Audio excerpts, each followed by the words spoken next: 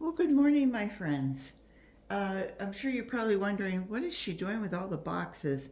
And I just wanted to talk to you about something, and it is some of the useless, good morning, everyone, some of the useless packaging. Um, I don't know what the answer is, but there has to be an answer to this. Since we've all gotten into, Amazon and any of the, what is it, Alibaba is more in China, and you think of how things are packaged and how they're sent to you. Uh, in even postal service, I guess. I don't know who to blame. I don't know who to make responsible for this. Rick and I happen to get some of our vitamins and what have you from Humana. Humana is the insurance company uh, throughout the United States. And in our case, it's kind of connected with our Medicare. We're both over 65. And part of your payment, part of your monthly payment that comes out of your Social Security is that it goes towards Medicare. And part of that, they give you like a little, your little perk is that you can get certain vitamins and what have you from them. So we placed an order. All right. So we placed an order, and it was for actually 9 items that for the two of us. So we were each getting something. And this is how it came. Excuse me. This box, you see that box, came, I had 2 of these. It came with this bubble wrap in it. Thank goodness it wasn't all um, uh, styrofoam pieces or anything. And this is what it was holding. I'm hoping you can see that. Am I behind the camera? Yeah, there we go. Okay. So 1 package of vitamin D. That was in 2 of those. Okay, I've already processed that box. And then the other 2, each one had 3 items in it, and this. Now, I went ahead and weighed the 4 boxes, and the 4 boxes came to 35 pounds. So, 16 times 2 is, I'm sorry, 2 times 16 is 32, and so it made it 2 pounds 3 ounces. Without the vitamins, just the cardboard itself. And I think because I'm doing this, because I'm doing this 1,000-pound challenge, Rick is going, oh boy, look, you have another 2 pounds towards your 1,000 challenge. That's not the point. The point is, all 9 could have come in 1 box. They all seem to be coming from the same place, from the same.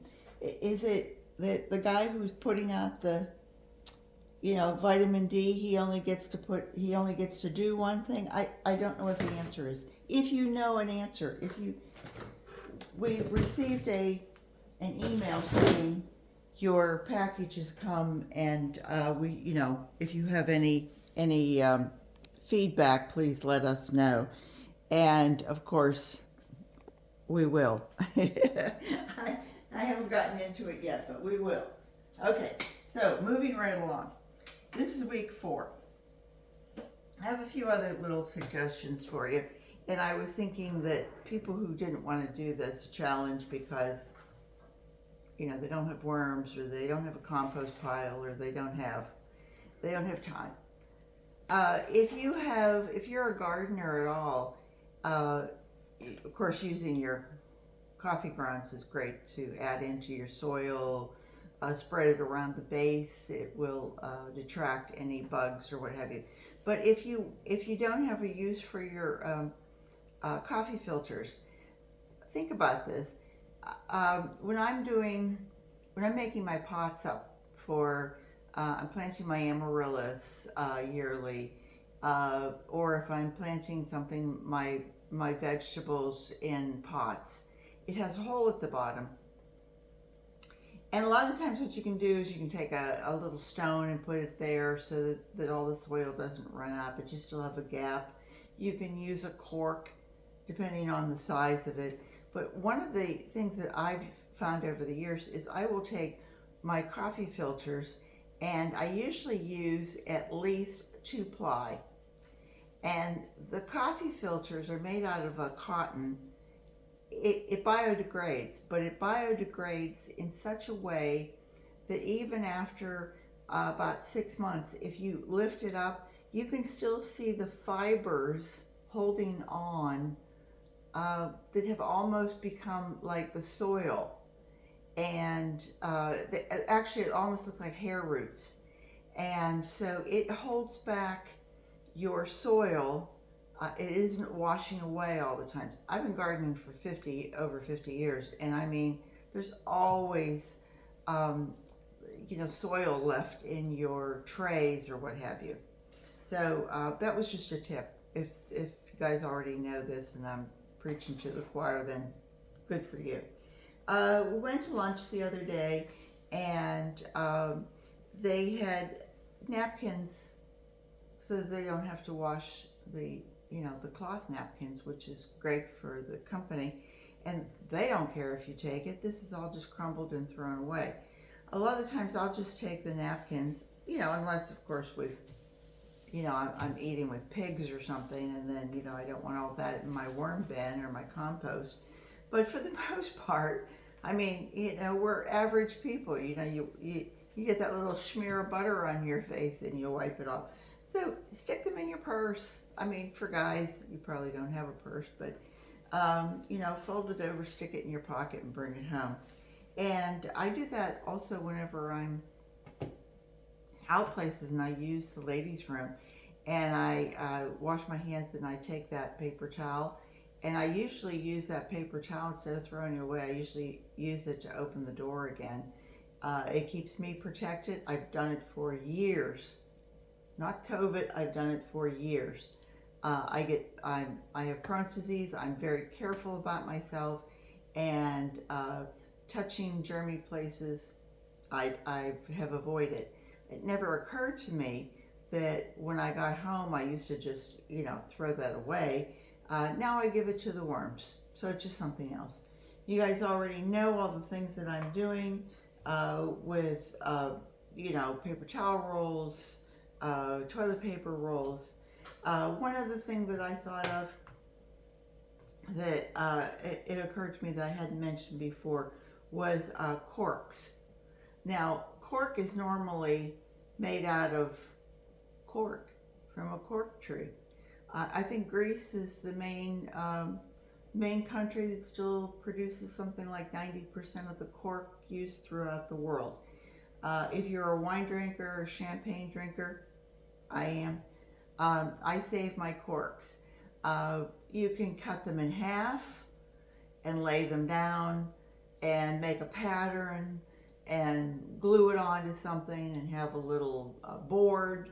You can, I saw someone who, as a matter of fact, I was saving them for her, and then she decided she wasn't going to do it anymore. It was Christmas. She made a little Christmas tree from styrofoam, and she had these cut in half, and she had them all around. It was gimmicky. It was cute, So, but they also, because they're cork from a cork tree, they actually cut off the bark and process it and make cork out of it. But that cork keeps growing. Same tree, keeps growing. Doesn't kill the tree, keeps growing.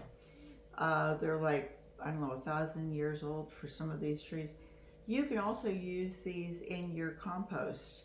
I've had them fall into the worm bins, and I didn't find it for like 3 months later. And I have to say, after 3 months, instead of seeing like an indentation, it has swelled up because it's absorbed the moisture, because it's all natural. But you could use these like at the base of your grow pots, and that's exactly what I'm going to do. is instead of throwing these away or even recycling them, taking them to, I think, Whole Foods has a place that you can recycle them. But I'm going to use them in my grow bags because it's less soil I have to buy. However, they're starting to come out now with synthetic corks that are made out of a plastic type component, ingredient, and those you really can take and recycle them. I don't know. I'm assuming they'll make something out of it. Some places they are making, flip-flops, sandals, bases for plants out of cork. They're breaking it down and recycling it. So those were my tips. Okay, onward and upward here. Here we have week 4. It's been a good week. I didn't have any grass clippings, and I didn't have any, I didn't have any grass clippings, and I didn't have any shrub trimmings. So I really had to rely on my own devices. I pulverized a lot of my Drake elm leaves. As a matter of fact, I'm completely finished with that. I have a huge container of Drake elm leaves. It's probably about 20 pounds that I can gradually feed to the worms and get them to process it. Did I do anything else? My fruit, coffee grounds, eggshells, any dust that we had. That was about it. Yep. Oh, shredded cardboard, of course. Rick is finally getting on board with this. I could hear him laughing at the front door as he was bringing in the boxes. And he said, oh boy, I've got more poundage for your challenge. And then this morning, whenever I said I made my challenge, he said, oh boy, did you use those cardboard boxes? I said, nope, they're going on next week. So it's always fun when you can make your life a happy challenge. So anyway, drum roll. This week was 22 pounds, 11, I think it says 11.1 ounces. And we're counting January is pretty much being finished here on this. And so again, drum roll, we have 96 pounds, 10.3 ounces for the month. And really we're, hoping for about 20 pounds a week. So that would have been 80 pounds. So we are over the hurdle. I hope that is short and sweet, and I hope you guys will try to do this challenge. I think it's a fun thing to do. If I weren't doing the challenge, would I still do all these things? Well, yes, but it does promote you into making sure you do it. And instead of just doing it like it's every day we put on our shoes and socks, it's like, oh yippee, we're putting on our shoes and socks. Where are we going? And so if you can make your life a little happier and a little more joyful, then that's the right thing to do in life. So I will leave you all with that, and I will say I hope everybody has a great Sunday. Come back and see me again next Sunday. Bye-bye. Don't forget, garden what you've got. And subscribe and ring the bell. Bye-bye.